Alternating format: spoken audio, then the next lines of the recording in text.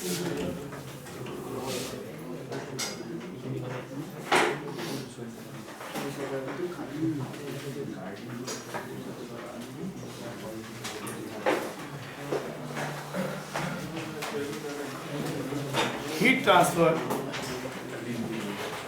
Transfer मतलब transfer of energy from one point to another, और जब एनर्जी ट्रांजिट में होती है, एनर्जी मोशन में होती है, तो उसको हम हीट बोलते हैं।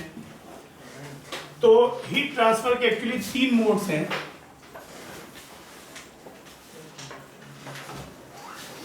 Conduction,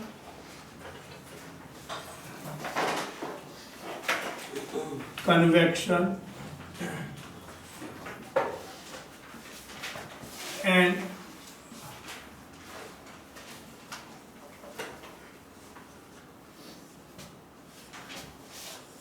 radiation. कंडक्शन में हीट ट्रांसफर के लिए मेटेरियल इज रिक्वायर्ड। जनरली ये सॉलिड्स है।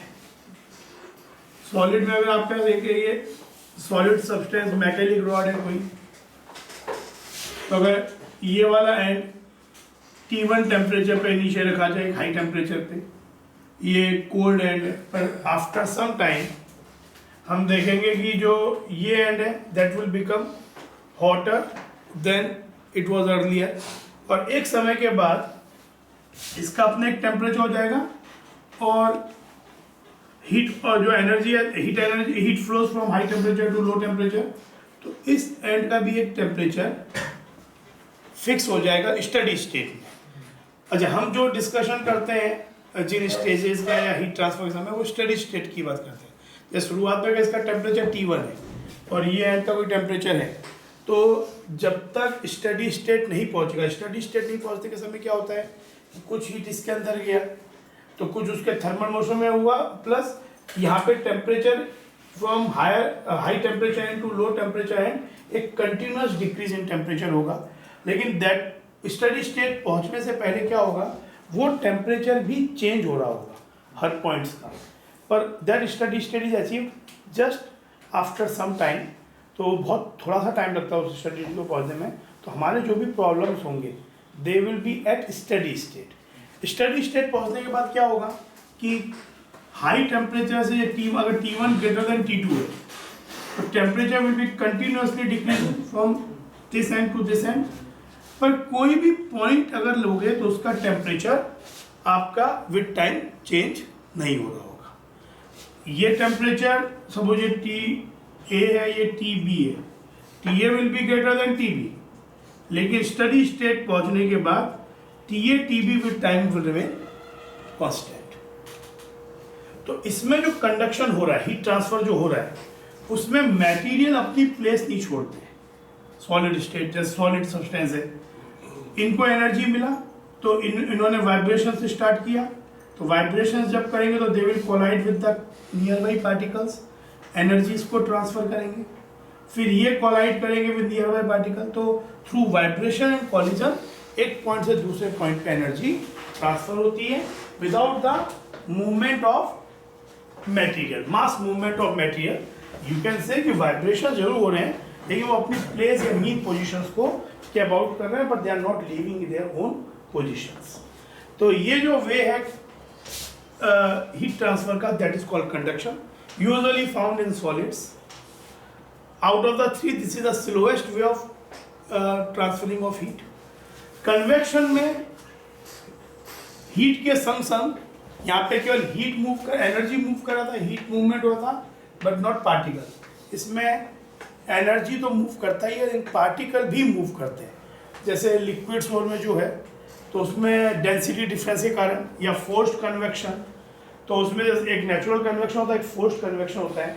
नेचुरल कन्वेक्शन जब हम वाटर को बॉईल कर रहे हैं, तो जो नीचे लोअर सरफेस जो कांटेक्ट में होता है कंटेनर के संग, उसका टेम्परेचर ज़्यादा होता है और उसकी डेंसिटी कम हो जाती है। तो जिसकी डेंसिटी कम है वो ऊपर चला जाएगा, हैवियर वाला नीचे आ जाएगा।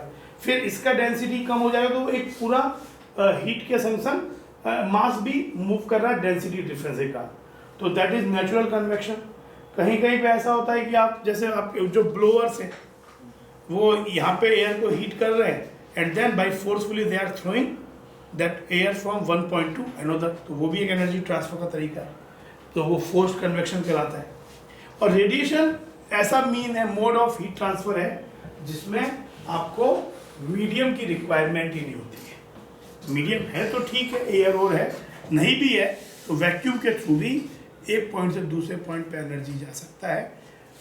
सन से जो एनर्जी हमको मिलती है, there is a lot of reason जहाँ पे कुछ भी नहीं है, तो वहाँ पे भी वो रेडिएशंस, इलेक्ट्रोमैग्नेटिक एक पॉइंट से दूसरे पॉइंट पे पहुँच जाते हैं। तो यहाँ पे आपको इन दोनों में you require the substance to transfer heat. इसमें सब्सटेंस का मास मूवमेंट नहीं होता है, इसमें मास मूवमेंट होता है। इसमें तो आपको सब्सटेंस की ही दरकार नहीं, केवल जो एनर्जी कैरियर्स हैं रेडिएशंस, वो एक पॉइंट से दूसरे पॉइंट पे पहुंच जाएंगे। This is the fastest way of transferring heat, ये in between, and this is the slowest. तो अभी पहले हम कंडक्शन पे ध्यान दे रहे हैं। तो हीट ट्रांसफर का जो कंडक्शन का तरीका है,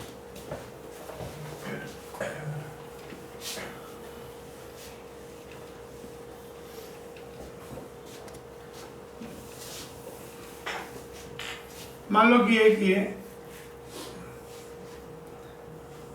कोई रॉड है,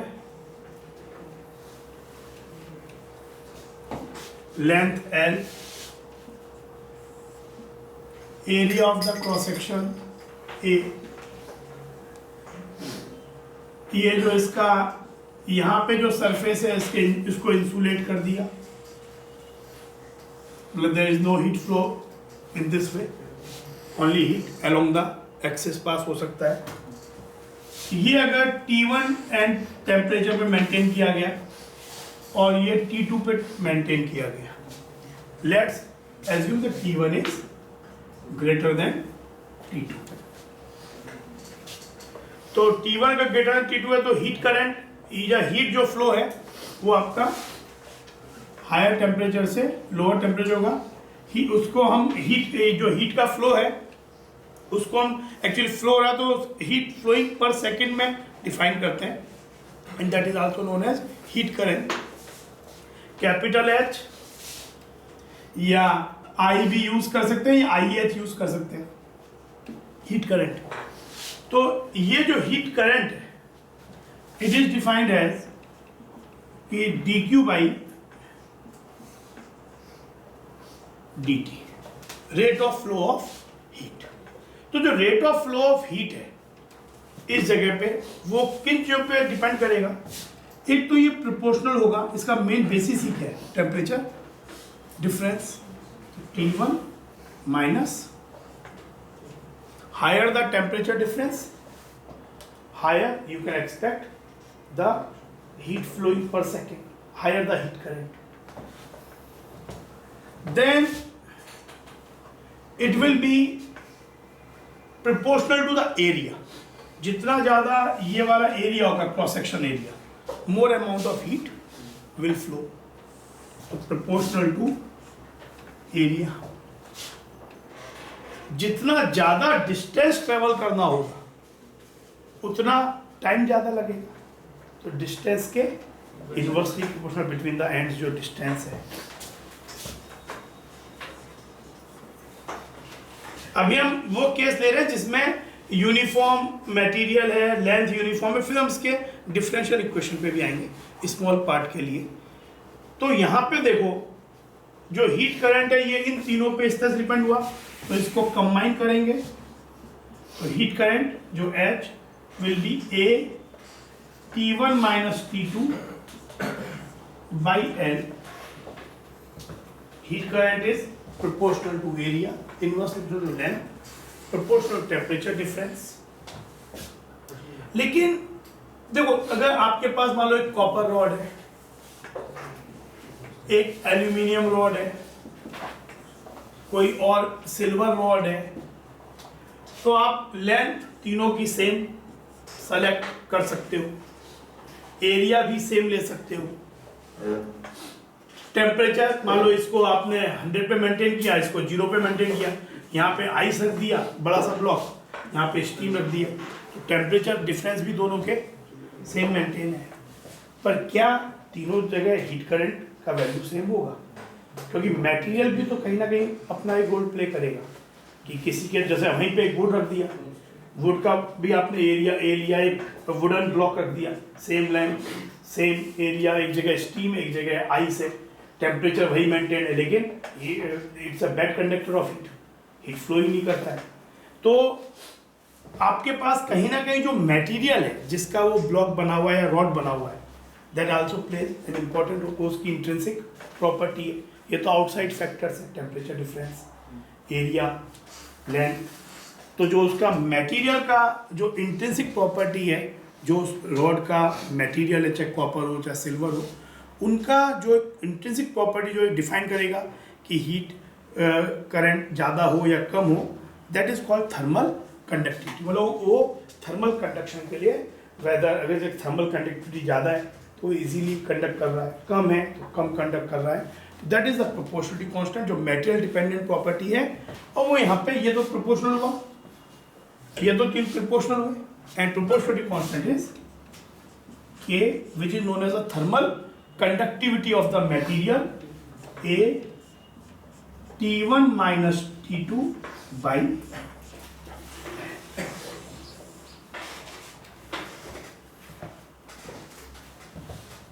H is dq by dt, या H को समटाइम IH भी लिख सकते हैं, जैसे इलेक्ट्रिक करंट के लिए I लिखते हैं, हीट करंट के लिए I भी लिख सकते हैं, मतलब कोई जो नहीं कि IH भी लिखें, क्योंकि वो तो जिस रेफरेंस में आप बात कर रहे हो समझ में आ ही रहा है। जैसे आगे हम जब जैसा आगे बढ़ेंगे तो विल सी की analogy with the electrical currents, क्योंकि इलेक्ट्रिकल करंट में भी बिल्कुल ऐसा ही एक्सप्रेशन बनता है।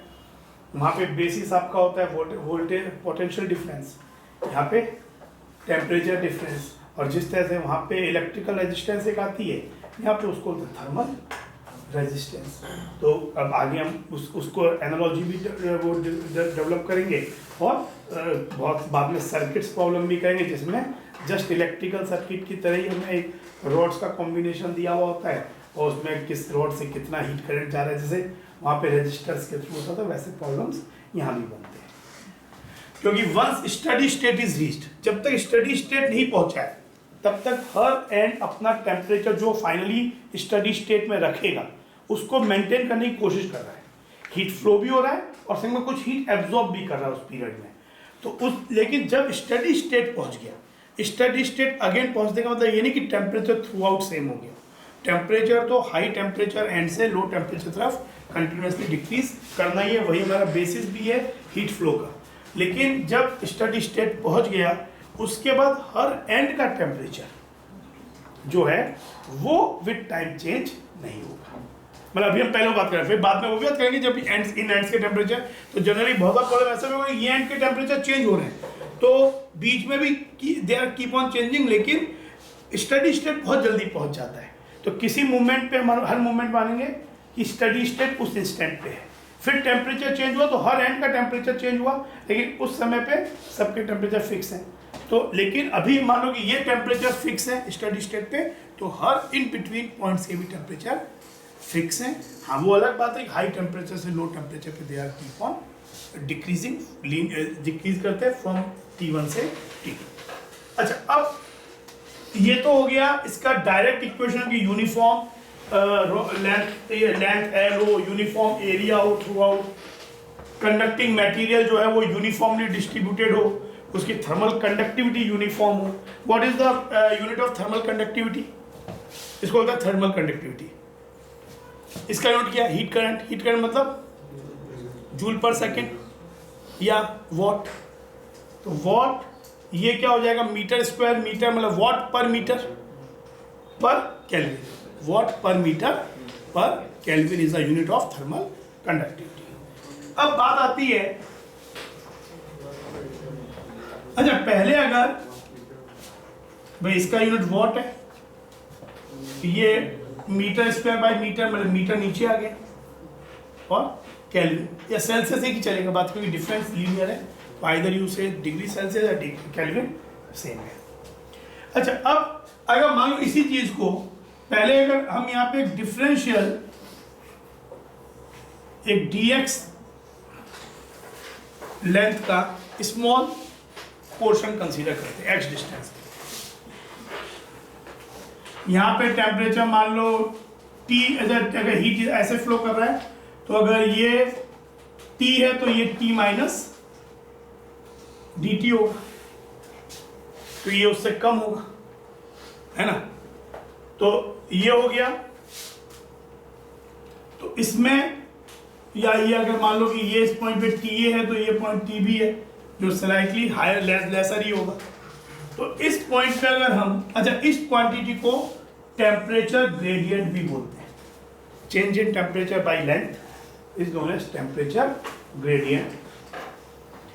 यहाँ पे एरिया A है, तो इस पोर्शन के लिए जब हीट करंट इसमें एंटर करेगा, क्योंकि जब स्टेडी स्टेट पहुंच गया और टेम्परेचर हर एंड्स के सेम हो गए, तो there is no further heat accumulation, कहीं पर हीट एक्यूमुलेट नहीं हो रहा है, क्योंकि हीट एक्यूमुलेट होगा तो टेम्परेचर बढ़ेगा घटेगा। तो जो अगर इस एंड पे इतना DQ पहुंचा, यहाँ एंटर करा तो बाहर निकलना ही पड़ेगा, because if it loses some heat या एक्यूमुलेट हो जाए तो देन टेम्परेचर विल राइज।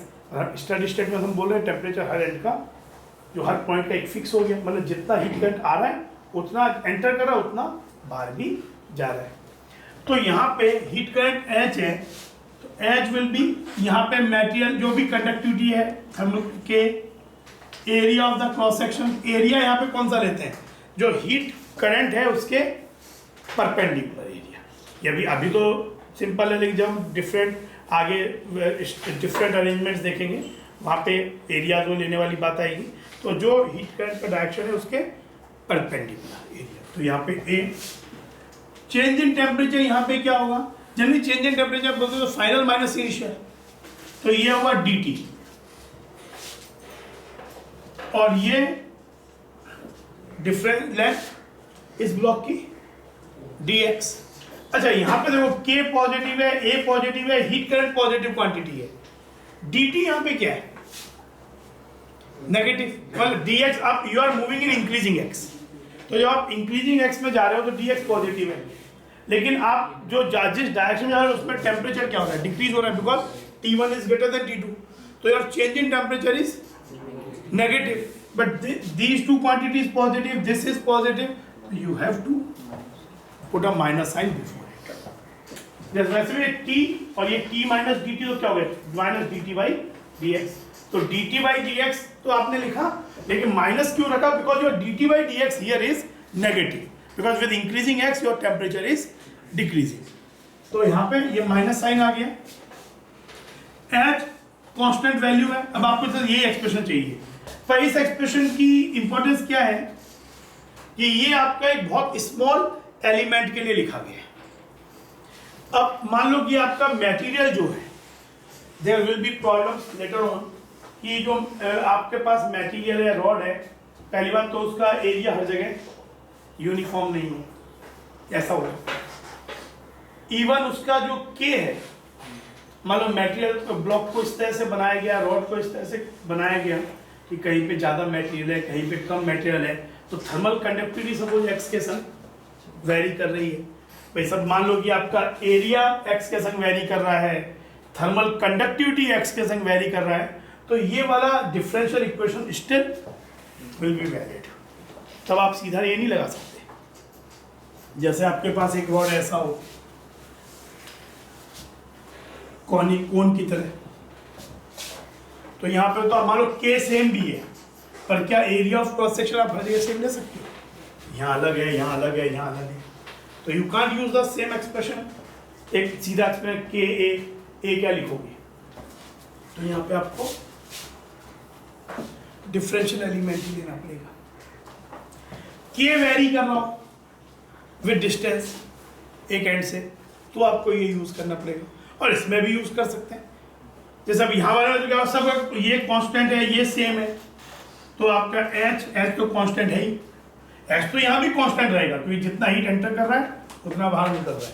तो H dx minus K dt, temperature T1 से T2, dx 0 से है ना। अगर K और A वेरिएबल होते तो उनको संग में लेना पड़ता, we have to write them as a function of x, और संग में लेते, इंटीग्रेशन संग में होता तो एक्सप्रेशन में बदल उसका फर्क पड़ता। और अगर अभी हम पहले C की बात करें तो ये सेम आ जाए कैसे, H एल माइनस के T2 माइनस T1 हुआ, और T2 माइनस T1 तो नेगेटिव है, अंदर गया तो T1 माइनस T2 हो जाएगा। तो ये क्या हो गया, H इक्वल टू वही एक्सप्रेशन हमने लिखा सीधा,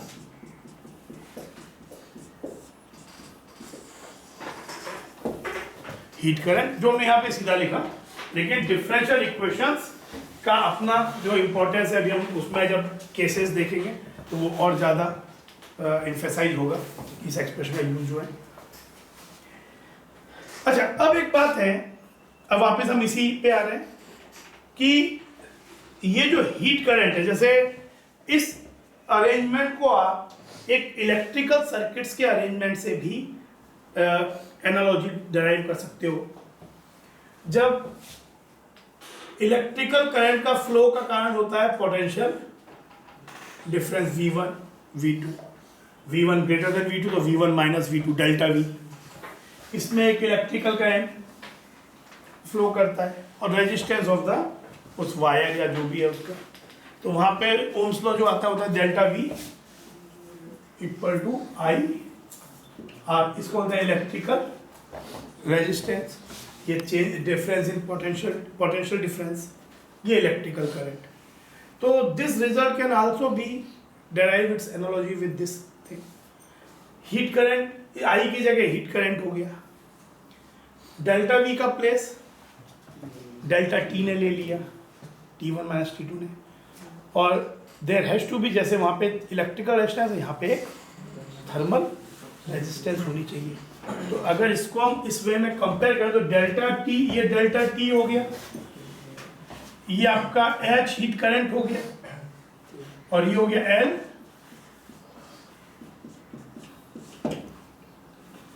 तो on comparison with the Ohm's law you can say this is the thermal resistance, इसको बोलते हैं R thermal, thermal resistance of this system. अगर एक यूनिफॉर्म एरिया, यूनिफॉर्म के और लेंथ L है तो उसकी थर्मल रेजिस्टेंस सीधे आपकी L बाई के हो जाएगी। तो this is the thermal resistance of a uniform rod of uniform thermal conductivity material, uniform area, तो उसका L बाई के हो गया। अदरवाइज आप अगर एक बहुत छोटा सा एलिमेंट लोगे तो फिर डी एल की जगह dx होगा, जो उसकी लेंथ आप ले रहे हो, थिकनेस, एरिया उस समय पे जो है, और के भी जो आपका हो सकता है कि ए भी वेरिएबल हो, के भी वेरिएबल हो, या कोई एक वेरिएबल हो। तो अगर जैसे केवल इतने पोर्शन का थर्मल रेजिस्टेंस क्या हो जाएगा, dx बाई के एट दिस पॉइंट, मतलब इतने रीजन में, और एरिया एट दिस रीजन। अगर कांस्टेंट है दोनों तो ये हो गया, तो दोनों कांस्टेंट तो नेट क्या हो जाएगा, ये dr हो गया, डी थर्मल। अगर ये दोनों वैल्यू कांस्टेंट है तो इंटीग्रेटर में क्या आ जाएगा, 0 से L बाई के। अगर के और ए वेरिएबल है तो you have to take care of this, तो आपका थर्मल रेजिस्टेंस भी अलग तरीके का है। ये भी क्वेश्चन होता है, find the thermal resistance of this arrangement. अच्छा, अब देखो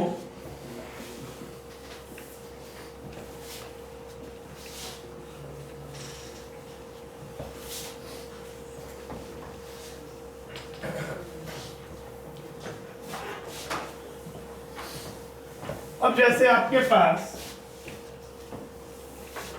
एक इस तरीके का अरेंजमेंट है,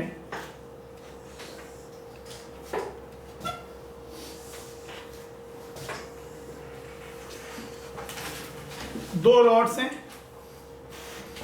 इसका थर्मल कंडक्टिविटी K1 है, लेंथ L1 है, एरिया A है, इसका K2, लेंथ L2 है, एरिया A ही है, एंड टू एंड मीट कर रहे हैं। इसको T1 टेम्परेचर पे मेंटेन किया, इसको T2 पे मेंटेन किया। Let's assume T1 is greater than T2, तो स्टडी स्टेट में हीट जो है, heat current will be flowing this way. इससे हीट करंट फ्लो कर रहा होगा, फिर यहाँ एंटर कर रहा होगा, हीट करंट दोनों के अंदर सेम जा रहा होगा। तो जब इलेक्ट्रिक करंट या हीट करंट दोनों में सेम जा रहा है तो दो elements are called in series. जिन एलिमेंट्स के टेम्परेचर डिफरेंसेस सेम हो they are called in parallel. This in series किसमें एंटर किया, फिर इसमें एंटर किया। तो यहाँ पे दो चीजें हो सकती हैं, एक तो इस सिस्टम का नेट थर्मल रेजिस्टेंस और एक इसका जंक्शन का टेम्परेचर। तो पहले जंक्शन का टेम्परेचर सपोज T है, T will be less than T1 greater than T2। तो अगर यहां से हीट करंट H एंटर किया तो इधर भी H बाहर निकलेगा, कि कोई एक्यूमुलेशन तो होगा नहीं। तो केवल इतने पोर्शन के लिए अगर इक्वेशन लगाई जाए तो it will be T1 minus T H into L1 by K1, इसकी thermal resistance, T minus T2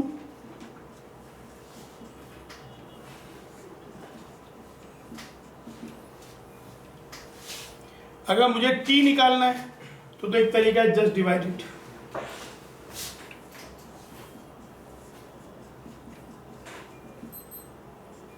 L1 by K1, L2 by K2 and solve it, you will get the T junction temperature। और net thermal मान लो ये पूरा एक arrangement है, अगर इन दोनों को ऐड किया जाए तो आ जाएगा T1 minus T2, H common, L1 K1A plus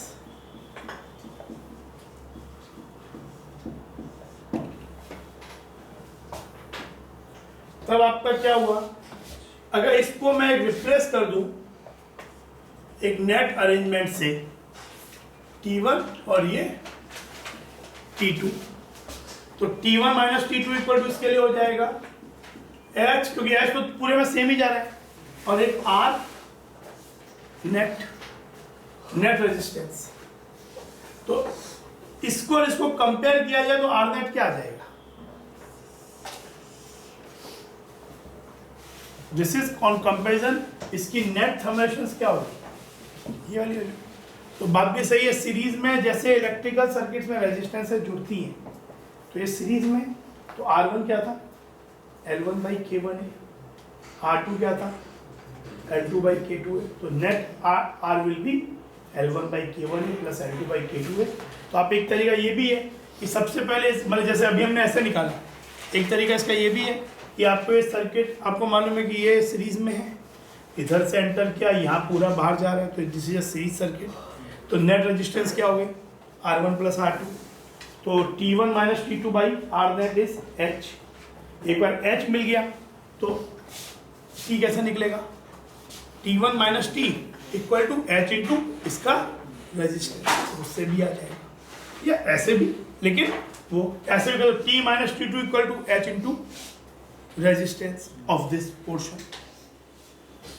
ये सीरीज सर्किट हुआ। पैरेलल में जैसे मान लो कि आपने ये ऐसा कुछ K1 L और ये एरिया, सपोज एरिया अलग भी हो सकता है, A1 K2 L A2, ये हो गया। ये टेम्परेचर T1 पे मेंटेन है, ये T2 पे मेंटेन है, वे fix temperature, T1 greater than T2 है। तो यहाँ पे क्या है कि इसमें क्योंकि because of its materials thermal conductivity area, यहाँ का हीट करंट और यहाँ का हीट करंट अलग हो सकता है और होगा भी, और नेट हीट करंट यहाँ से यहाँ कितना फ्लो कर रहा होगा H1, तो यहाँ भी हीट फ्लो कर रहा है, यहाँ भी हीट फ्लो कर रहा है, पैरेलली कर रहा है, तो दोनों एनर्जी कहाँ से आ रही है, इधर से ही आ रही है। तो this is H1 plus H2, दोनों में जा रहे हैं, और फाइनली यहाँ पे क्लोजिंग कर रहे हैं। टेम्परेचर डिफरेंस इसमें भी T1 माइनस T2 है, यहाँ भी T1 माइनस T2 है। तो दो रॉड्स जिनके टेम्परेचर डिफरेंस सेम है लेकिन एक में कुछ अलग हीट करंट है, एक में दूसरे में अलग है। तो यहाँ पे इक्वेशन, इनको पैरेलल सर्किट बोलते हैं टेम्परेचर डिफरेंस है। तो यहाँ पे अगर इनका नेट रेजिस्टेंस चाहिए तो क्या होगा, अगर ओवरऑल एक नया सर्किट बना लिया, इसको रिप्लेस कर दिया एक पूरे से, तो this will be T1 minus T2 equal to net H कितना है इसमें H1 प्लस, क्योंकि एनर्जी तो एडिटिव है, H1 plus H2 into are net. अलग अलग क्या हो जाएगा, T1 minus T2 H1 into R1 L by, या L तो सेम होना पड़ेगा, L बाई K1 A1, और T1 minus T2 is H2 R2। If you add them, तो ऐड करने पे क्या हो जाएगा, या इसको नीचे कर दो पहले, तो T1 minus T2 by R1, T1 minus T2 by R2 is H1 plus H2। H1 plus H2 क्या है, T1 minus T2 by R net. तो ये क्वांटिटी कैंसिल हो गई, तो 1 by R net is 1 by R1 plus R net, R1 R2 by R1 plus R2। ये parallel circuits का होता है, तो पैरेलल है, तो आप सीधे भी यूज कर सकते हो कि पैरेलल होने के कारण इसकी नेट रेजिस्टेंस क्या हो जाएगी, R1 R2 by R1 plus R2। Then find the heat current, net heat current. तो मतलब यहाँ पे वो throughout net heat current है, पर आपको अलग अलग चाहिए तो वो फिर डिवाइड होगा। भाई अलग अलग क्या होगा, H1 R1 should be equal to H2 R2, है ना। तो H1 by H2 should be R2 by R1, और टोटल हीट करंट मालूम है, तो H1 by H1 plus H2 is R2 by R1 plus R2। अगर आपको टोटल हीट करंट मालूम है H, तो 1 में वो डिवाइड कैसे होता है, टोटल हीट करंट फर्स्ट में डिवाइड होगा R2 by R1 plus R2, और ऐसे ही H2 हो जाएगा R1 by R1 plus R2 into the net heat current, इस तरीके से। क्योंकि डिवीजन क्या होगा, H1 by H2 is R2 by R1। तो अब इस तरह से जंक्शन का, यहाँ पे जंक्शन टेम्परेचर नहीं, यहाँ पे आपको अलग अलग हीट करंट या नेट हीट करंट ये पूछ सकते हैं। आपके पास कोई अरेंजमेंट ऐसा हो,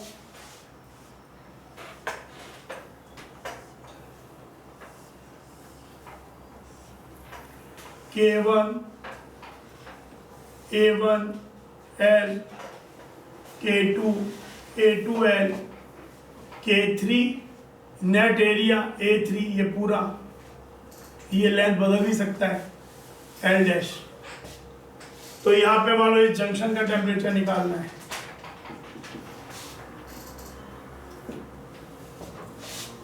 तो यहाँ पे आप इस सर्किट को इक्विवेलेंटली ऐसे ड्रॉ कर सकते हो। अगर यहाँ पे आपका हीट करंट H आ रहा है, तो ये H1, ये जंक्शन लॉ भी है, क्योंकि हीट तो कहीं एक्यूमुलेट तो हो नहीं रहा है, H माइनस H1 वापिस H। T ये है, T2 T1। तो आपको अगर H की वैल्यू निकाल, नेट हीट करंट की वैल्यू निकाल दो तो क्या हो जाएगा, नेट हीट करंट जो इसमें जा रहा है H, तो इसके थ्रू भी, तो यहाँ पे क्या हो जाएगा, इसकी नेट रेजिस्टेंस, अगर ये R1 R2 by R1 plus R2,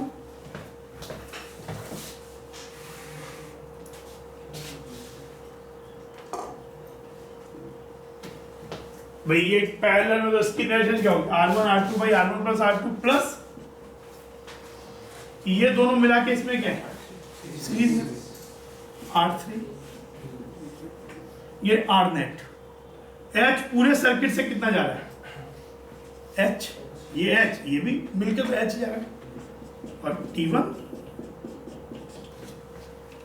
T1 minus T2, तो इससे आपको क्या मिल जाएगा, H मिल जाएगा, क्योंकि R1 R2 ये वैल्यू आपको मिल जाएगी। एंड ये तो H हो गया, जंक्शन का टेम्परेचर चाहिए तो T minus T2 is H into R3। इससे आपको T मिल जाएगा। H1 चाहिए तो T1 minus T is H1 R1, H1 R1। तो ये आपका इससे H1 मिल जाएगा और H minus H1 is your H2। तो आपको हर ब्रांच में हर रॉड के थ्रू हीट करंट मिल गया और ओवरऑल हीट करंट मिल गया, जंक्शन का टेम्परेचर मिल गया।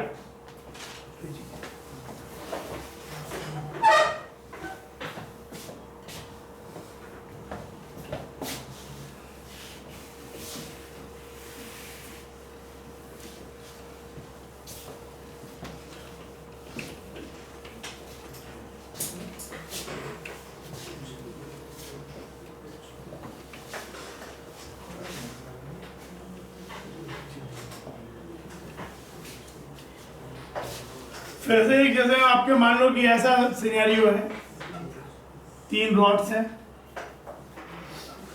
T1, T2, T3 and they are maintained at, all the 3 ends are maintained at fixed temperature।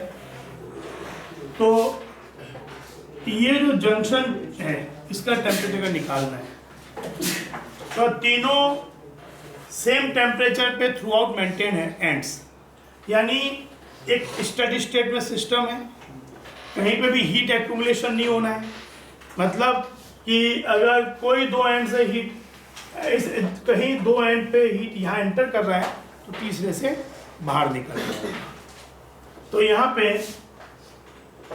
जैसे अगर सपोज T1 और ये हाई टेम्परेचर्स है तो मान लो हीट करंट यहाँ H1 आ रहा है, इधर से H3 आ रहा है, तो इधर क्या होगा H1 या ये H2 है तो H2 has to be equal to H1 plus H3। अच्छा, आपको इतना ज़्यादा सोचने की जरूरत नहीं है कि कौन से, मतलब वैसे तो लॉजिकली लग रहा है तो आपने ले लिया, लेकिन अदरवाइज आपने मुझे जब वो 2 जगह एंटर किया, एक जगह बाहर निकाला, तो अगर आपके वैल्यूज पॉजिटिव आ गए यानी आपका जो सोचना है वो सही है, जो निकल रहा है, जो अंदर जा रहा है। पर अगर मान लो कोई वैल्यू नेगेटिव आ गई तो मतलब मैग्नीट्यूड वही रहेगा, जस्ट डायरेक्शन चेंज हो जाएगी। तो आपको इतना ज़्यादा नहीं सोचना है कि आपने गलत डायरेक्शन तो नहीं ले लिया। तो ये हो, तो यहाँ पे अब इक्वेशन क्या होगी कि क्योंकि इस एक तो इक्वेशन ये होगी H3। अब आप इक्वेशन अपने हिसाब से बनाओ जो आपने सोच के लिए, ठीक है। उसमें अगर टेम्परेचर्स मेंशन किए हुए हैं तो there should be some logic involve. भाई मान लो ये 100 डिग्री है, ये 0 डिग्री है, ये 40 डिग्री है, तो आपको लगता है यहाँ से टेम्परेचर एंटर करना चाहिए, इधर से भी एंटर कर सकता है और यहाँ पे फिर 0 पे बाहर निकल जाएगा। तो H3 plus H1 equal to H2 हो गया। And then equation T3, S3 की वैल्यू क्या होगी T3 minus T by R3, इसका रेजिस्टेंस, प्लस T माइनस आपके पास ये हुआ T1 minus T by R1 equal to T minus T2 by R1 R2 R3 अगर आपको मालूम है, you can find the junction temperature. T solve कर तो T आ जाएगा इस तरह से, ठीक है ना। तो ये अच्छा एक है, इसमें इलेक्ट्रिकल सर्किट में भी ये चीज आता है, थर्मल सर्किट में भी ये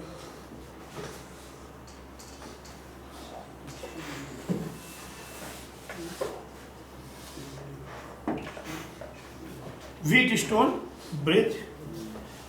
अगर आपके पास एक अरेंजमेंट ऐसा हो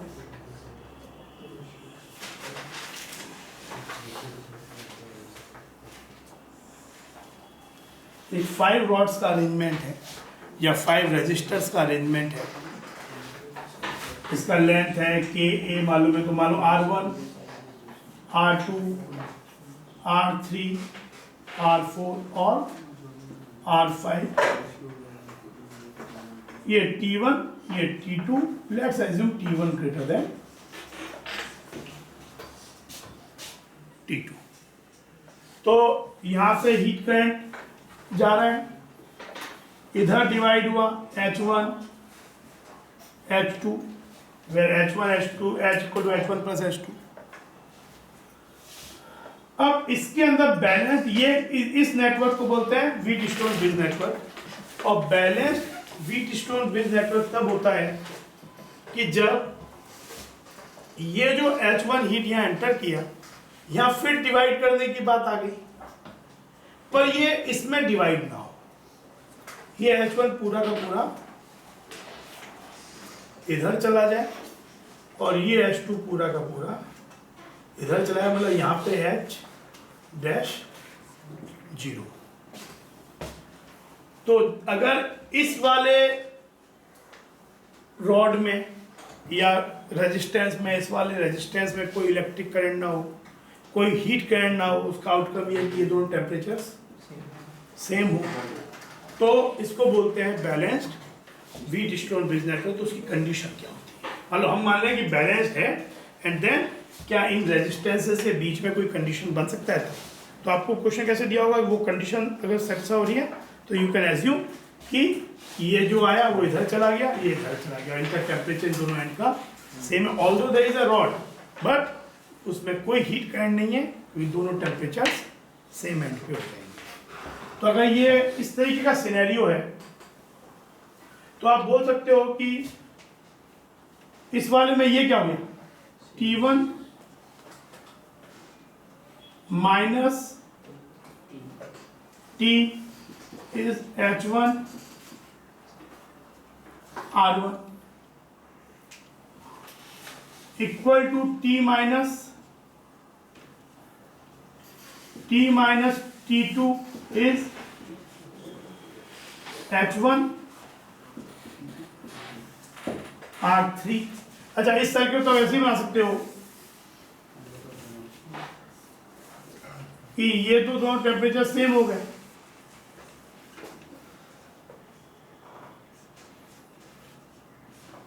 ऐसा भी तो ये दोनों टेम्परेचर तो सेम है, तो क्या हो गया, सेम टेम्परेचर्स पे आ गए, R1 R2 R3 R4।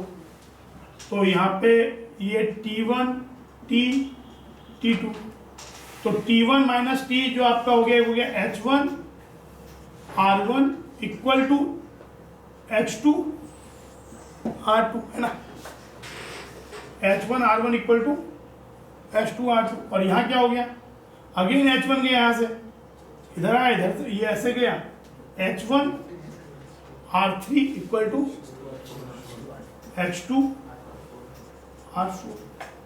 If you divide them R1 by R3 R2 by R4 या R1 by R2 R3 by R4, R1 by R3 R2 by R4 या R1 by R2।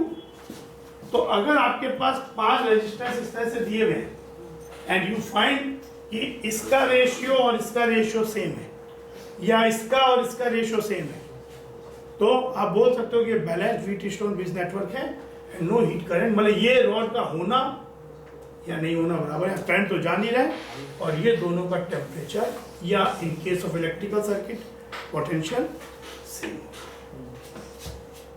ठीक है ना। तो ये आपका wheat stone bridge network condition ये हो गई, बैलेंस्ड व्हीट स्टोन ब्रिज।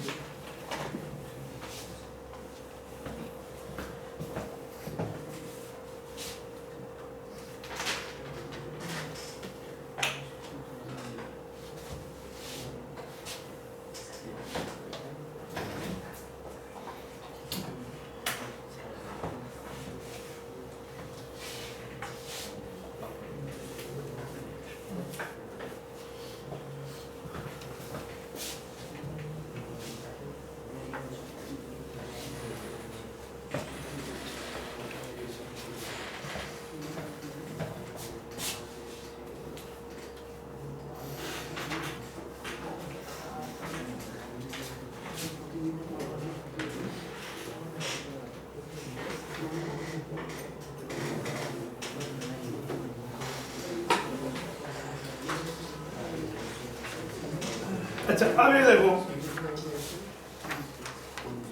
अब कुछ केसेस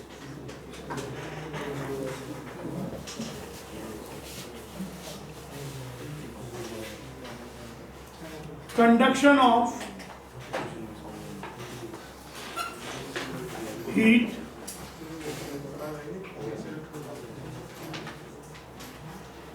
through a cylindrical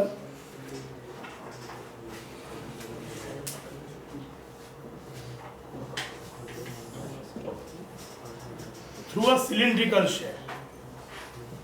मान लो आपके पास इस तरीके का एक अरेंजमेंट है,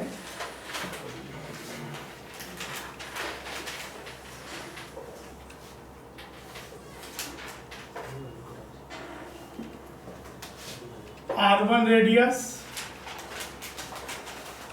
R2 रेडियस,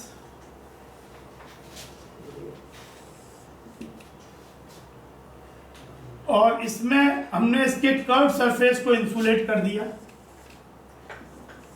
यहां से कोई हीट फ्लो नहीं हो सकता है रेडियली आउटवर्ड या inward, only along the axis ही हीट फ्लो। बीच में ये होलो है, मटेरियल ये है इस तरीके का, कैसा है सिलिंड्रिकल शेल कि बीच में होलो, एक सिलिंड्रिकल शेल और ऊपर एक और है, बीच में मटेरियल है, और इस एंड को मतलब ये मटेरियल है यहाँ पे, मटेरियल कंडक्टिविटी के। तो इसमें अब हीट करंट यहाँ से यहाँ फ्लो करेगा। लेट ये T1 टेम्परेचर पे है, ये T2 पे है, तो heat current T1 greater than T2 है, तो heat current will flow from along the axis ये इस मटेरियल से। तो यहाँ पे हम हीट करंट की वैल्यू क्या होगी, इसमें क्या एरिया थ्रू आउट सेम है, यूनिफॉर्म है क्या, कितना है पाई R2 square minus R1 square, heat पैसे जा रहा है ना, पाई R2 स्क्वायर माइनस अंदर का पाई, तो ये वाला एरिया। तो K सेम है, K pi R2 square minus T1 minus T2 by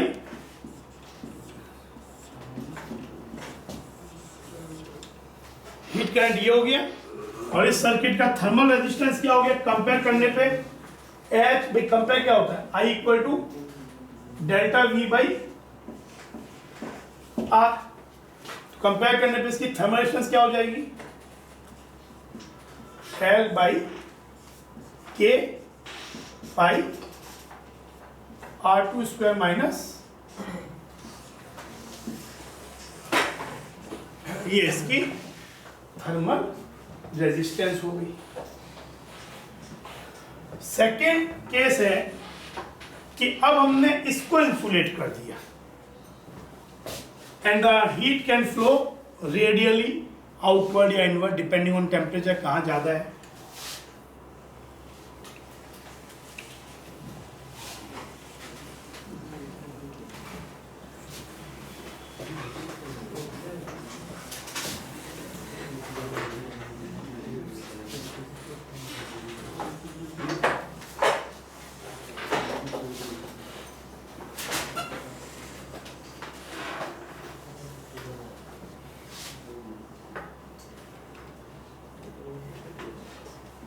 R2 है,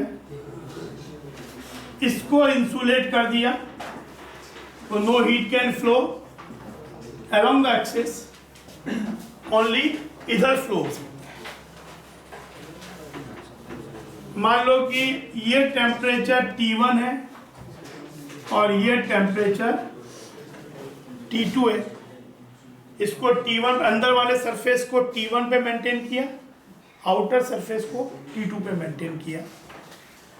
late assume T1 is greater then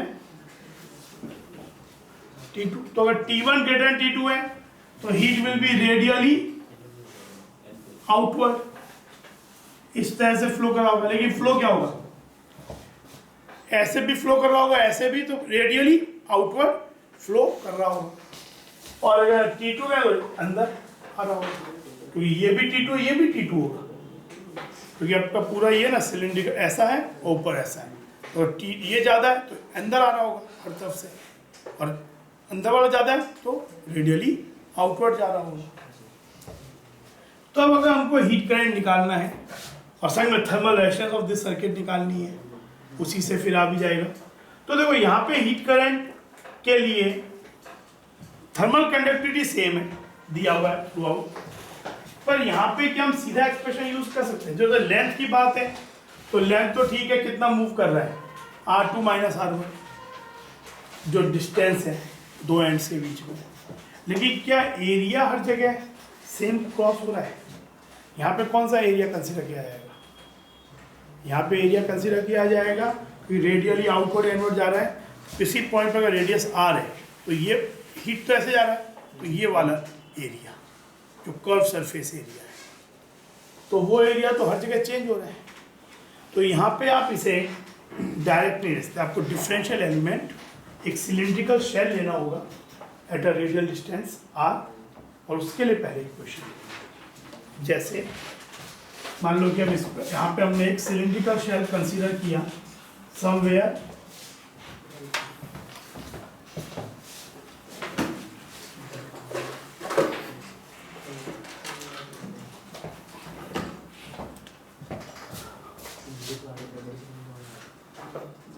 मान लो यहाँ पे एक सिलिंड्रिकल शेल कंसीडर किया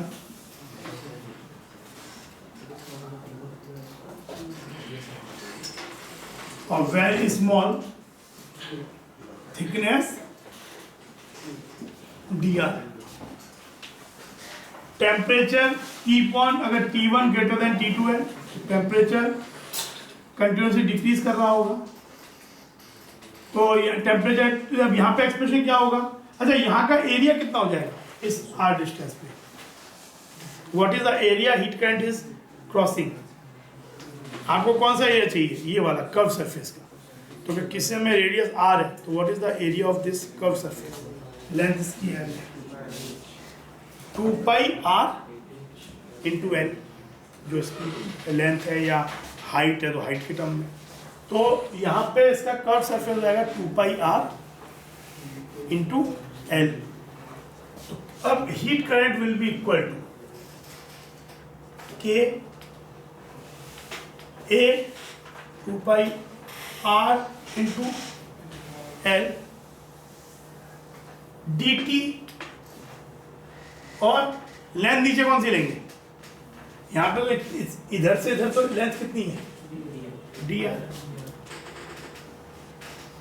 अच्छा, as you moving from here to here your R is increasing, तो your dr is positive, but temperature here is dt is, because your T1 is greater than T2, so you are moving from here to here.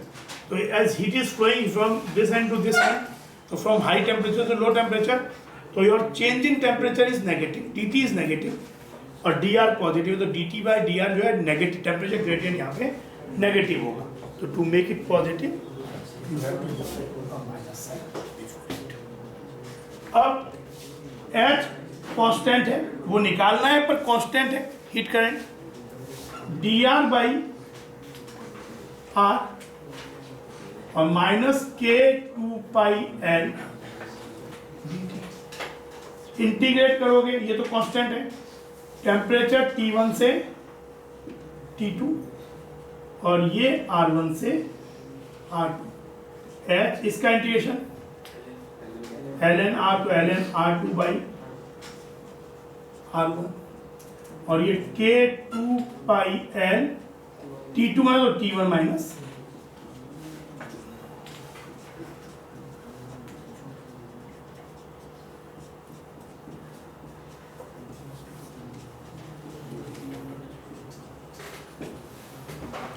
तो ये आपका expression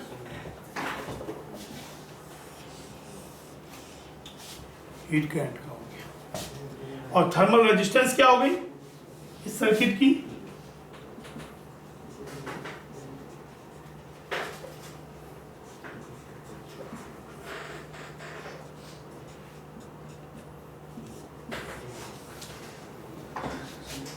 this is the वही T1 minus T2, इसको नीचे ले आए, compare with delta T by are.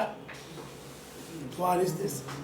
इसका use कैसे कर सकते हैं, मैं कहेगा प्रॉब्लम कैसे आ सकता है। आपके पास 3 कॉन्सेंट्रिक सिलिंड्रिकल शेल्स हैं, R1, R2, R3। मटेरियल इसका K1, इसका K2। ये T1 पे मेंटेन है, ये T2 पे मेंटेन है। तो बताना है कि जंक्शन का टेम्परेचर क्या होगा इसका। तो यहाँ पे भी हीट अगर current T1 greater than T2 है या T2 ग्रेटर तो यहाँ से आएगा, तो आपका हीट करंट ऐसे जा रहा है, तो जितना यहाँ जा रहा है उतना इधर पास हो रहा है सीरीज में। लेकिन आपको एक तो हीट करंट की वैल्यू चाहिए कितनी है और जंक्शन का टेम्परेचर क्या है। तो अगर आपको ये रिजल्ट याद है, जो याद होना चाहिए, तो आप ये बोल सकते हो कि ये सीरीज में 2 सर्किट हो गए, यहाँ से यहाँ, यहाँ से यहाँ। तो आपके पास ये हो गया T2 T1 सीरीज में। इस रेजिस्टेंस की वैल्यू क्या हो जाएगी, इस वाले की Ln, मतलब स्मॉल r1 बोल देता हूँ रेजिस्टेंस के लिए, यहाँ पे रेडियस यहाँ पे r है, Ln R2 by R1 2 pi K1 L, length ये है तो K1 है, और ये हो जाएगा R2 Ln R3 बाई, इसके लिए R3 बाई, अब यहाँ से यहाँ है तो R3 by R2 2 pi K2 है। नेट रेजिस्टेंस सीरीज में तो क्या होगा R1 प्लस R2, तो T1 minus T R1 plus R2 is your heat current. ये आपका हीट करंट हो गया। It can go one more shell भी हो सकता है, तो भी ऐसे ही जाएगा। एंड देन जंक्शन टेम्परेचर अगर इस वाले का चाहिए तो T1 माइनस T, ये आपको ये टेम्परेचर जो क्या है T1 minus T by R1 is H। H तो यहाँ जो है वही H यहाँ है, तो T1 minus T is by R1 is H। या आप ये भी उसका तो T minus T2 is H into R2, उससे भी H आपका T है। आज तो आप निकाल ही चुके हो, then you can find junction temperature. तो इस तरीके से आप कॉन्सेंट्रिक, अगर आपके पास सिलेंड्रिकल शेल्स हैं तो 2 से ज़्यादा भी हैं, तो आप इस तरह से junction temperatures as well as heat current निकाल सकते हैं। ठीक है, समझ में आई? Then conduction of heat through spherical shell.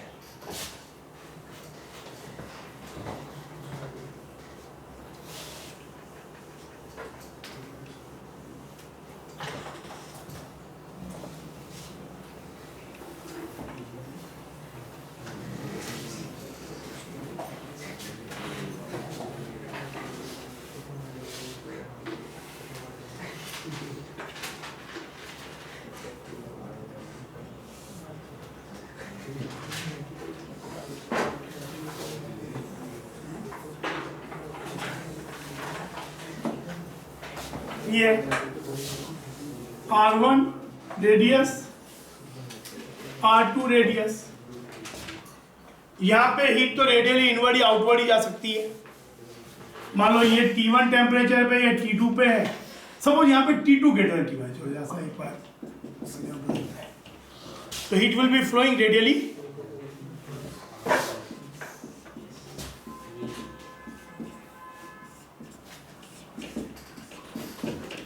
Inward.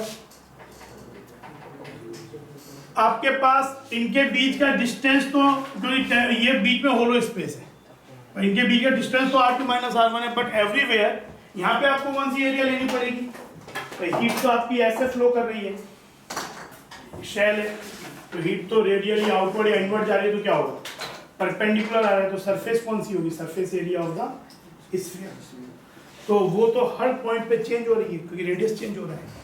तो आप यहाँ पे डायरेक्टली तो कोई एक्सप्रेशन डिफरेंशियल एलिमेंट लेना ही पड़ेगा, क्योंकि यहाँ पे आपका लेंथ, इनके बीच का डिस्टेंस r2 - r1 जरूर है, लेकिन इस पॉइंट पे सरफेस एरिया 4 पाई r2 स्क्वायर है, जैसा अंदर आए तो उससे 4 पाई जो रेडियस हो गया, यहाँ पे है तो 4 पाई r1 स्क्वायर है, in general 4 pi r square है। तो आप किसी भी एक कोई सिंगल एरिया तो सेलेक्ट आउट नहीं कर सकते हो, तो यहाँ पे आपको फिर वही डिफरेंशियल एलिमेंट लेना पड़ेगा।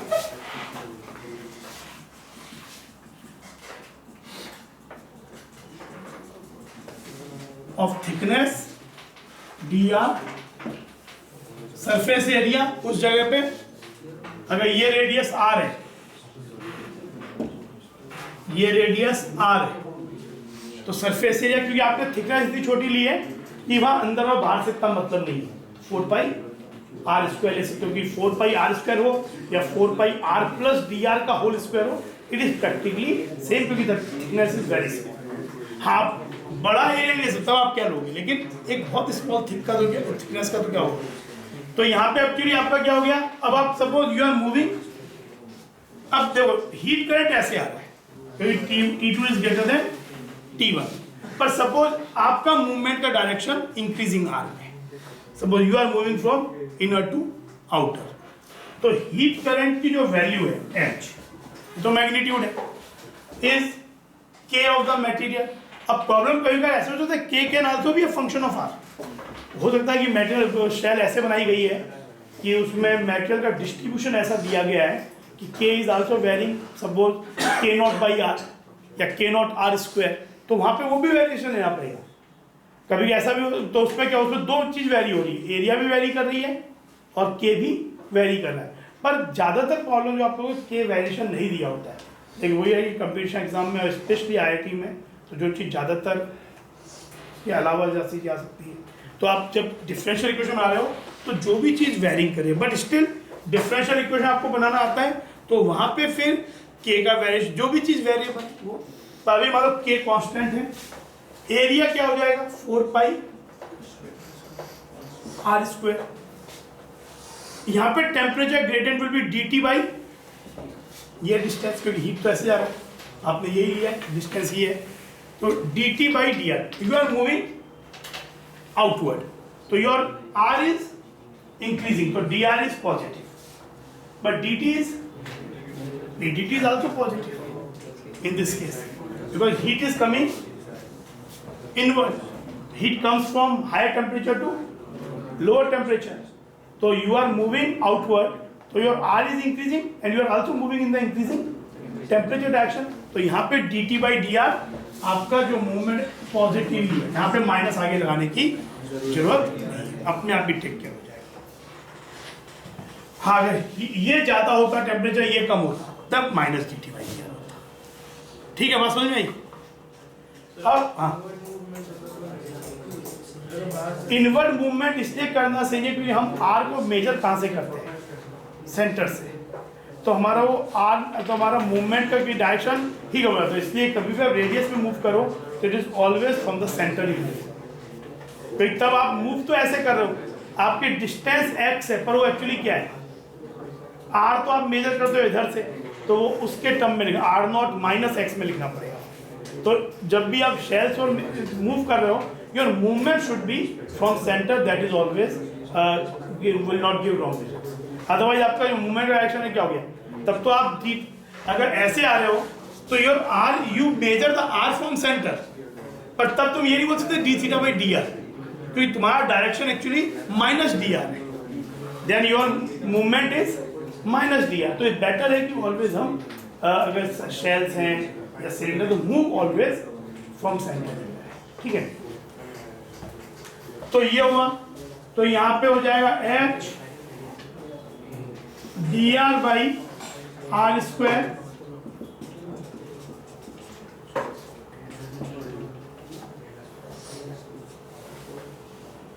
तो ये हो गया कितना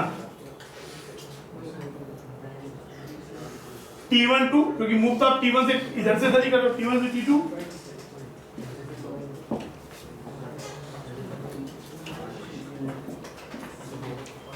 माइनस 1/R2 प्लस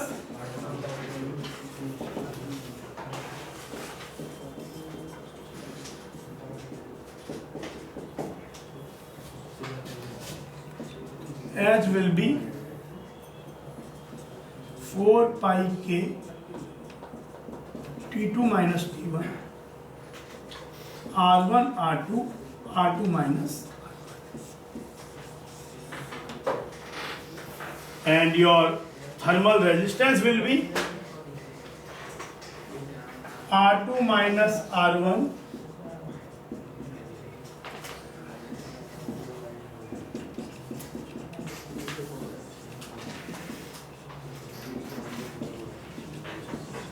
ये आपकी आर थर्मल हो गई 1/4πk one by smaller radius 1/R1 which will be greater term minus 1/larger radius. The same problem can be extended to, मान लो ऐसे है, 4 शेल्स है K1 K2 K3 R1 R2 R3 R4. This is maintained at T1, this is at T2. Let T1 greater than T2. So heat is flowing radially outward. आपको निकालना है, heat current निकालना है, and junction temperature, मान लो ये A और B, इनके temperatures निकालना है। तो पहले तो आपका हीट करंट हो जाएगा, क्योंकि ये सब इधर ये रेजिस्टेंस ये आपस में क्या है, सीरीज में, क्योंकि जो हीट करंट इधर जा रहा है वही इधर एंटर कर रहा है। तो ये आपका हो जाएगा H equal to T1 minus T2 by resistance R1, एक ये और एक ये, R1 plus R2 plus R3, ये रेजिस्टेंस है, ये रेडियस नहीं है। R1 की value 1/4πk1 1/R1 minus 1/R2, R2 की value 1/R2 minus 1/R3, R3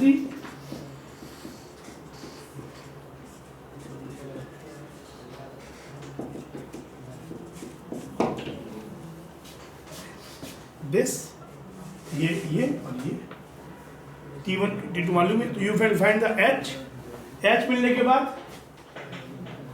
junction temperature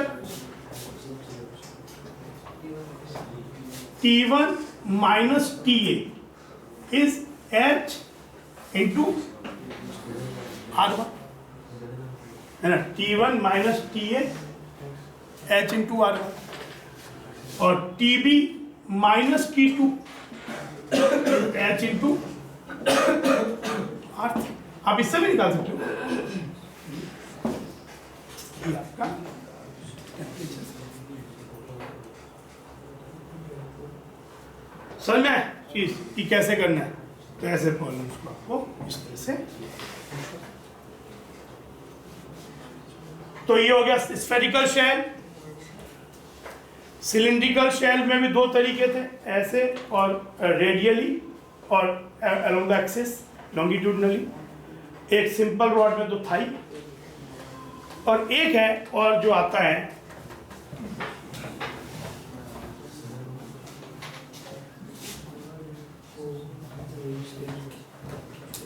ये जो टेक्निक्स है इंटीग्रेशन होगी, ये आप मतलब देखो, जब भी आप, क्योंकि स्फेरिकल शेल्स हैं या कोन्स है या आपका सिलिंड्रिकल शेल्स हैं, आप इलेक्ट्रिक फील्ड पढ़ते हो, मैग्नेटिक, मतलब प्रैक्टिकली आप जब आपने मोमेंट ऑफ इनर्शिया पढ़ते हो, तो जो डिफरेंशियल एलिमेंट लेने का तरीका होता है मोर और लेस सेम रहता है। तो मतलब आपको एक बार अगर डिफरेंट जो शेप्स हैं उनके डिफरेंशियल एलिमेंट लेना आता है, तो वो आपको, ठीक है, फॉर्मूलाज बदलते जाते हैं जो आपको अप्लाई करना है, लेकिन डिफरेंशियल एलिमेंट मोर और लेस लेने के तरीके सेम ही रहते हैं।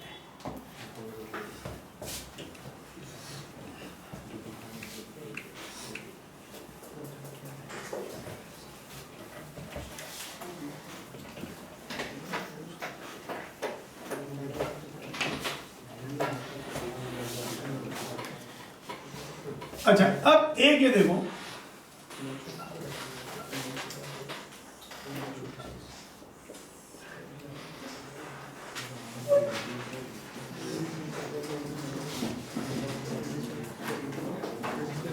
एक ये आपके पास एक राइट सर्कुलर कोन का कटआउट किया हुआ पार्ट है, कॉनिकल है पर परफेक्ट एक कोन नहीं है एंड तक। तो इसका रेडियस r1 है, ये r2 है, लेंथ l है, ये थर्मली इंसुलेटेड है, कर्व सरफेस जो है ये T1 पे मेंटेन है, ये T2 पे मेंटेन है, T1 के टर्म है। इसका वो निकालो, चलो क्या करो, find the heat current through it and also find the thermal resistance.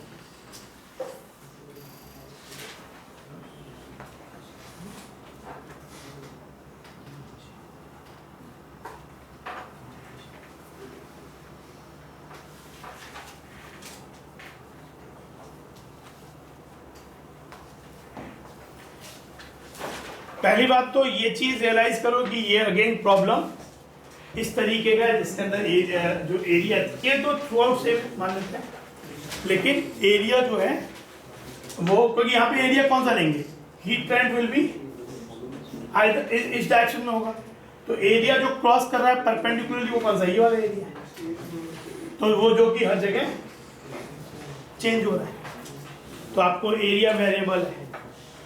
तो यहाँ पे आपको अगेन डिफरेंशियल एलिमेंट अप्रोच वाला सही करना पड़ेगा, कोई चॉइस ही नहीं है। तो अगर ये जो एंड है, एंड 1, यहां से कोई x डिस्टेंस पे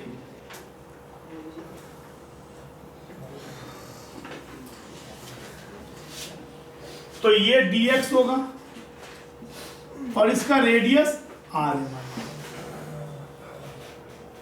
तो ये तो एक रिंग होगा, मतलब एक डिस्क होगा, डिस्क की तरह होगा, है ना, पूरा सॉलिड है, तो एक डिस्क हो जाएगा ऑफ रेडियस r वेरिएबल। लेकिन उसकी थिकनेस, क्योंकि हीट तो ऐसे फ्लो कर रहा है, दैट इज dx। तो पहले तो इसका एक्सप्रेशन आएगा h equal to k, area will B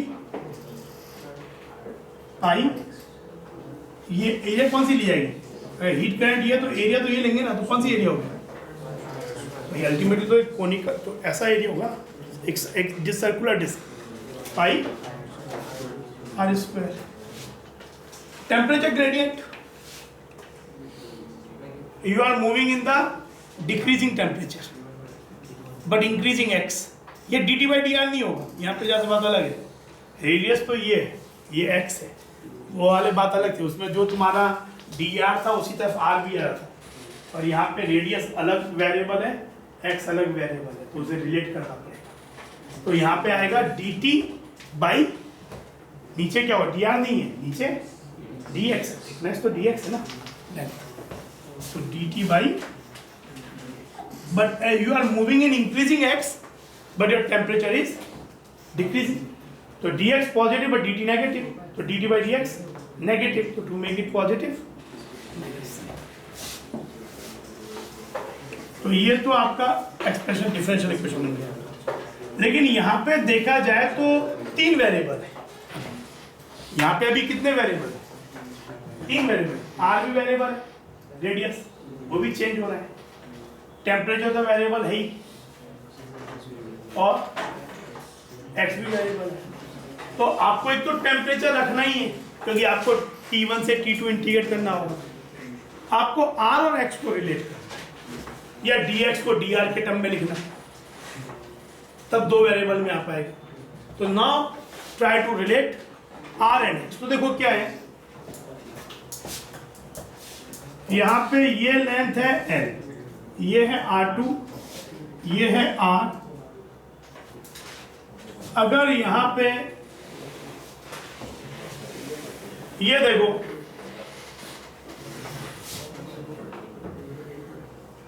ये लेंथ देखो, ये एंगल और ये एंगल क्या है,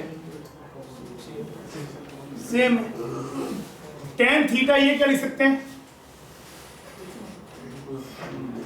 this is R2 minus R1 by ये लेंथ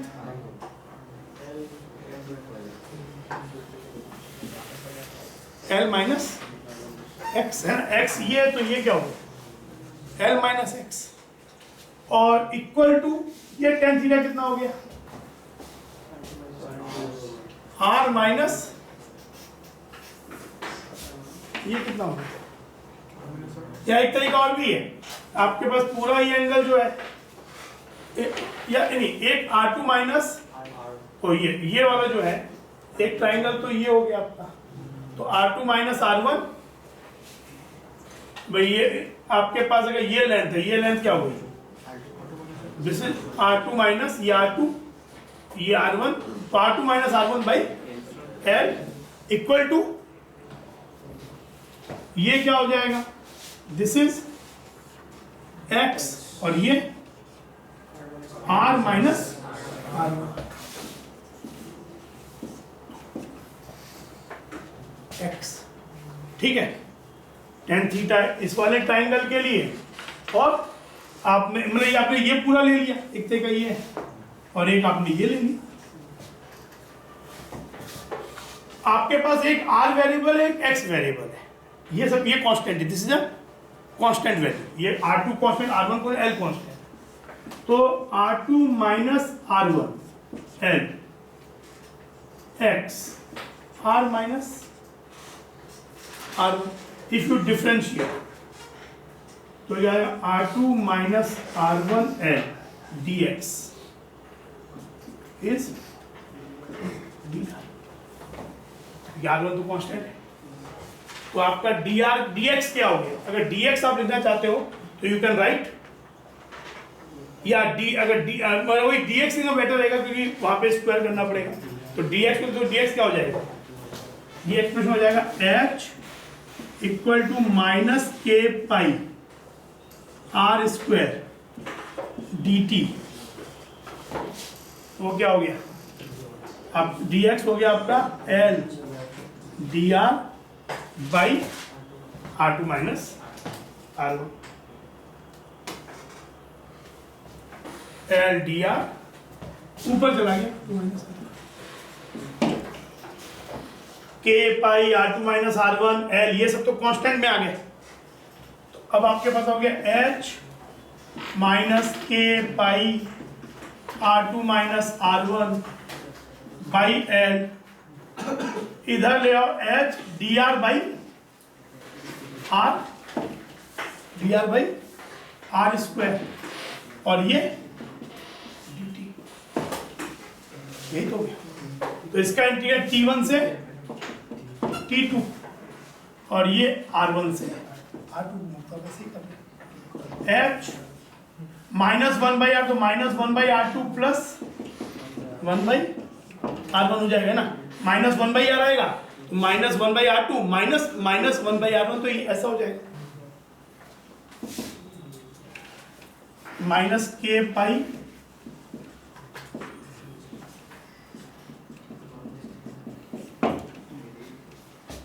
T2 माइनस T1, तो ये अंदर जाके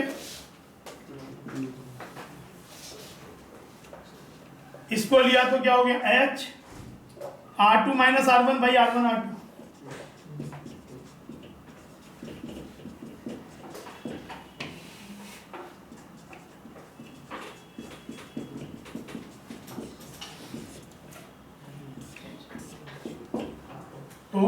H K pi R1 R2 by ये तो हीट करंट हो गया, और थर्मल रेजिस्टेंस इस सर्किट की हो गई L by K pi R1, ये इसकी थर्मल।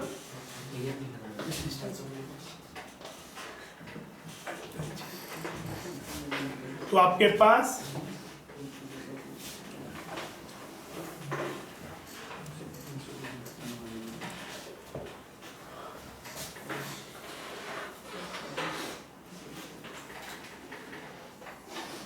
ये अगर है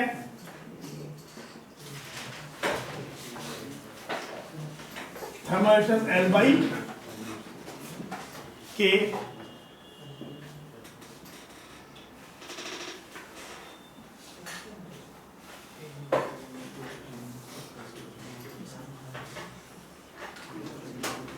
अगर ये इंसुलेटेड है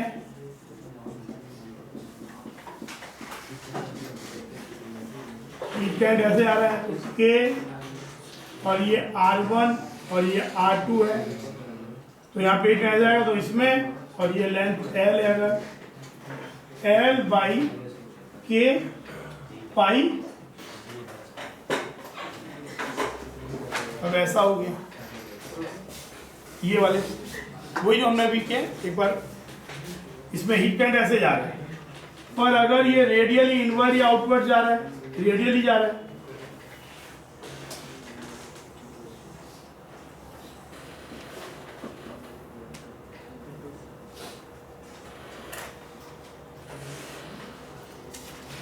मान लो इधर से इधर जा रहा है, तो इसके अंदर रेजिस्टेंस क्या थी, इसका एक्सप्रेशन क्या आया था हमारा, कैपिटल K है, तो इसमें हमारा एक्सप्रेशन क्या आया था, हमने जो ड्राइव किया था, कितना आया था उसमें, इसमें ln R2 by R1 2 pi K, यहाँ पे आया कितना,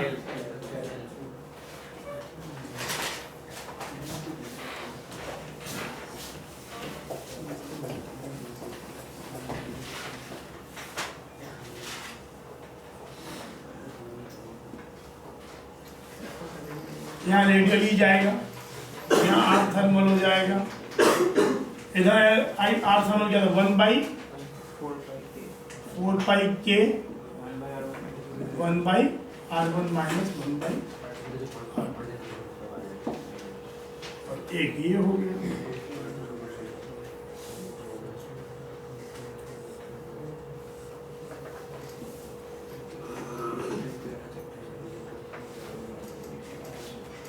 इसका L बाई के पाई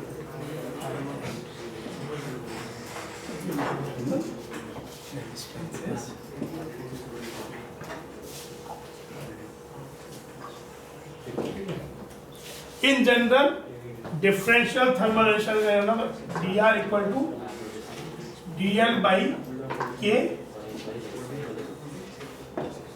differential।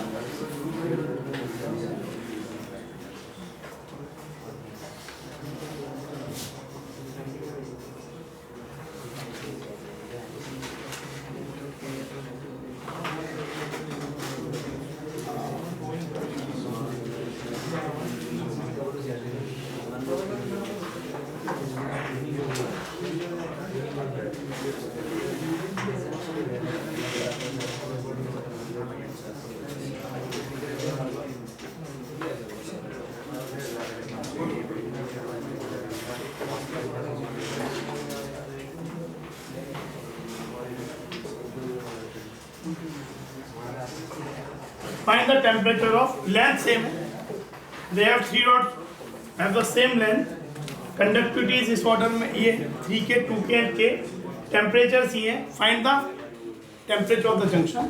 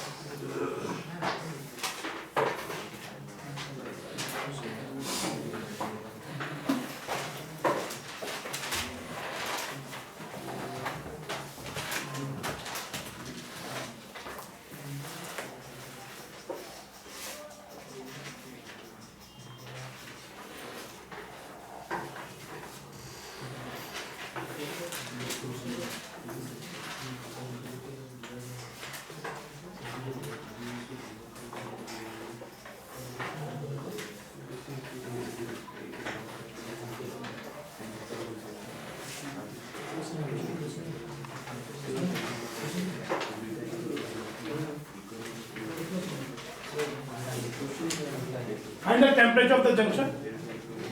3 rods of equal length and thermal conductivities 3K, 2K and K maintained at this. The diagram is given. These are the fixed temperature. We have to find the temperature of the junction O. नहीं difference अगर linear difference तक जहाँ तक deal करें तो जो कि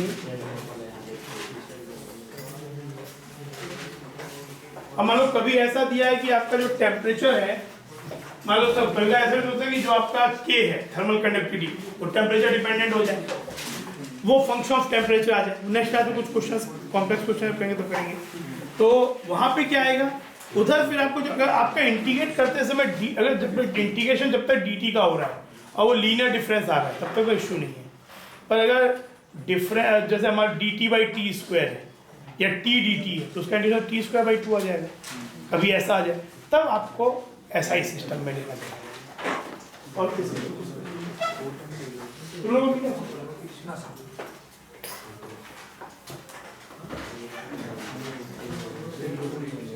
तो यहाँ क्या होगा,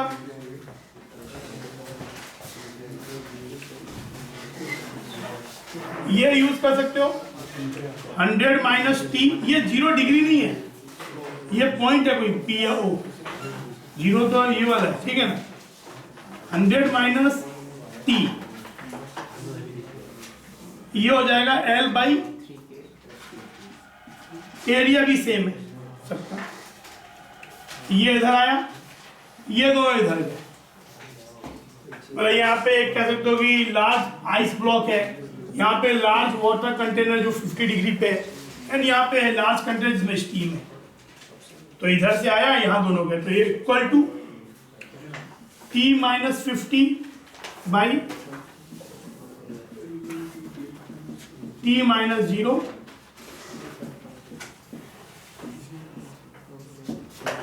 तो ये 300 - 3T 2T - 100 प्लस T, तो ये हो गया 400/6, तो ये आपका कितना आ जाएगा 200 में तो 66.66। अच्छा पेज नंबर 3 पे ये जो एक नोट दिया है इसमें ये नोट करके थर्मल रेजिस्टेंस से ऊपर जो दिया है उसमें इफ T2 पहले वाले में कर लो T2 > T1 और दूसरे में T1 > T2। ये जो एक नोट दिया है पेज नंबर 3 पे H = dq/dt kx ax dt/dx, तो इसमें पहले वाले में T2 > T1 होगा, दूसरे में T1 मतलब रिवर्स, दूसरा वाले में T1 > T2 पेज नंबर 3 पे।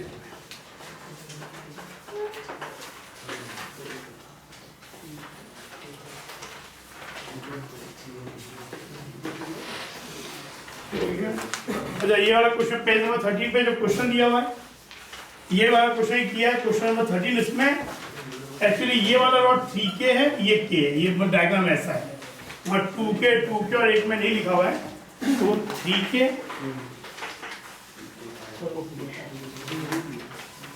ठीक है, बाकी हम लोग नेक्स्ट क्लास में कुछ चीज़ें और देखेंगे कि जब इसमें इन एंड्स के टेम्परेचर चेंज हो रहे हैं, उसी में formation of ice on the Pond's and कुछ चीज़ें एडवांस प्रॉब्लम देखते हैं और कंडक्शन